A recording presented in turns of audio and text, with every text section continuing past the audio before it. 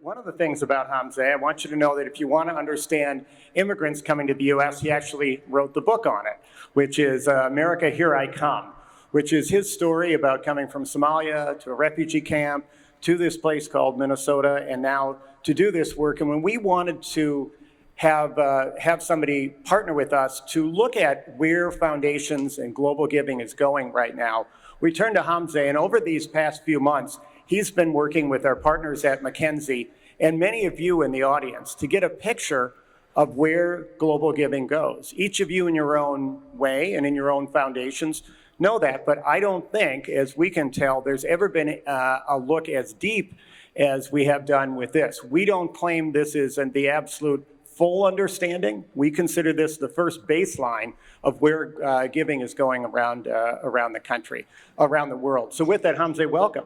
Well, thank you, RT, and thanks to the Minneapolis Foundation for hosting this event and this timely topic. Great. So we conducted this research with primary research, surveying some of our community foundations and donors, many of them present here, and secondary data.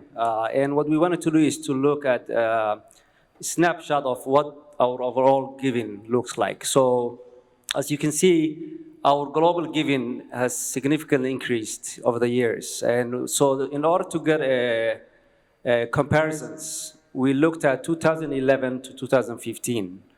And as you can see, 2012, our global, overall giving was $942 million. And in 2015, it was $1.3 billion, so significant increase.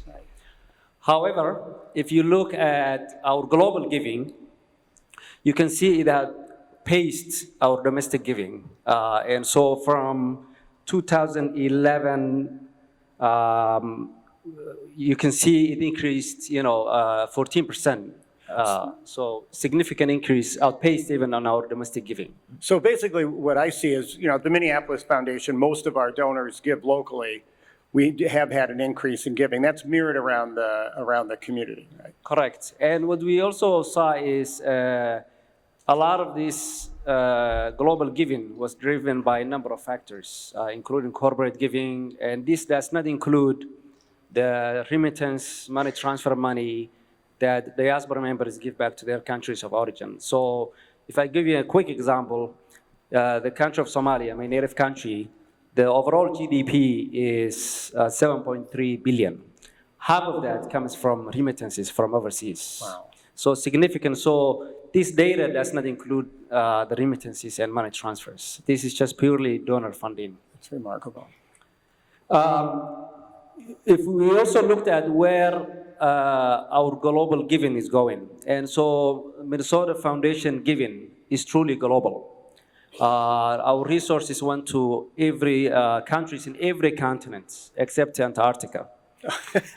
We'll get there. Will Steger actually gave a little someday. something, and BanQu too. But when we looked deeply into the data, we also saw that there is a high concentration of giving in Asia and East Africa. Could I just stop on this for a second? When we looked at that list of where our populations come from and where our giving is, it mirrors that a little bit. The one exception is our second largest place of immigration is India, and yet it doesn't seem that we're giving as much to India as mirrored by our population. Correct. And I think there is a number of factors that lead to that. Number one, the economy in India is growing much faster rate than Asia and East Africa. There's also the cultural giving of through the remittances that are higher in the Asian and the East African populations. So Pause for a second when you're saying remittances, because these are these money transfers, so everybody understands what we're talking about. Yeah, so it's a personal story of mine. So since 2001, I send money back home to relatives and family members who rely on me for their daily living. So I've been sending a minimum of $400 every month since 2001 to relatives and family members. Almost every diaspora member, folks who are now Minnesotans, but originate from countries in East Africa and Asia, do that. And so that's a significant resources that are leaving from Minnesota and having a real impact in Asia and East Africa as well as other places. I asked Hamse if we could get our handle on how much money is actually going through remittances and money transfers. We haven't been able to find that number, but if anybody can help us figure that out, we think building that into where direct philanthropy is going could be a really helpful number in understanding. Yeah. We also looked at the how. How does the resources get from Minnesota to other countries? And we first looked at the U.S., the national numbers, and as you can see, almost all of our global giving goes through U.S.-based intermediary. And so we looked at national, almost 70% goes through intermediary organizations, meaning that organizations who are not based in the country or countries where our resources are ending up. And then we compared that to the Minnesota-based numbers, and you can see almost 80% of Minnesota-based, resources goes through Minnesota-based U.S. intermediaries. So one of the things that really popped out at me about this, and correct me if you think this is a wrong assumption, but people in other countries are more likely to give directly to an organization in another country, whereas people in this community give through an intermediary.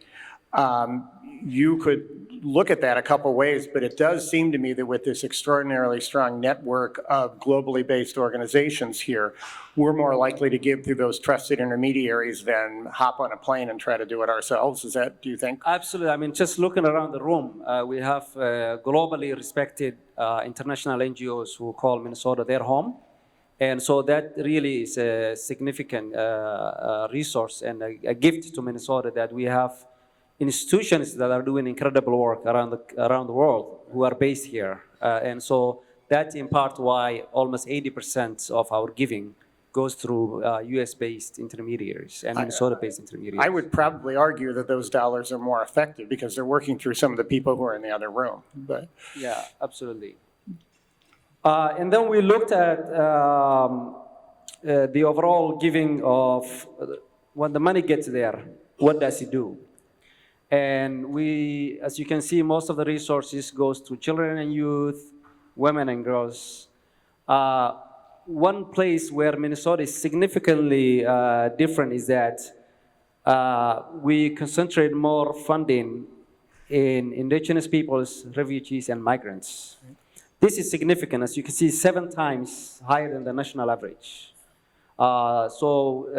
This community really has built a legacy of giving in these areas. And organizations like, as you mentioned before, ARC, the Advocates for Human Rights, Victims of Torture, Global, Minnesota, Global Rights for Women, and many other organizations who are in the room are because of that. We have the institutions that are really making that possible. We also have the populations, as you were alluding earlier, that are invested and that are, have a strong cultural ties to these places. So then we looked at the UN Sustainable Development Goals, or UN goals, global goals, some of the many names, to really look at the activities many cities around the country and around the world are trying to align their work with the UN goals, which is a way to measure our impacts at a systemic level. And so we looked at the overall US-based priorities. And as you can see, zero hunger, good health, gender equality are the top 3 areas, followed by goal number 8 and number 16. We then looked at Minnesota priorities. And as you can see, a perfect alignment on the first 3 goals. Where we give more is sustainable cities and communities, as well as life on land. This is an area where Minnesota gives more and aligns more with the UN Sustainable Development Goals. When we were looking at this, we were trying to figure out what's behind that, and there are a lot of drivers, but one of the things that's really interesting when you think about Minnesota's global work is when you think about water, and you think about the Pentaires, the Ecolabs, the many other groups involved in water. You think about food companies that are focused on some of these sustainable issues. You think about a lot of our environmental work. But it is one of these questions we're putting this data up not to come with answers, but to start this conversation. What is this telling us?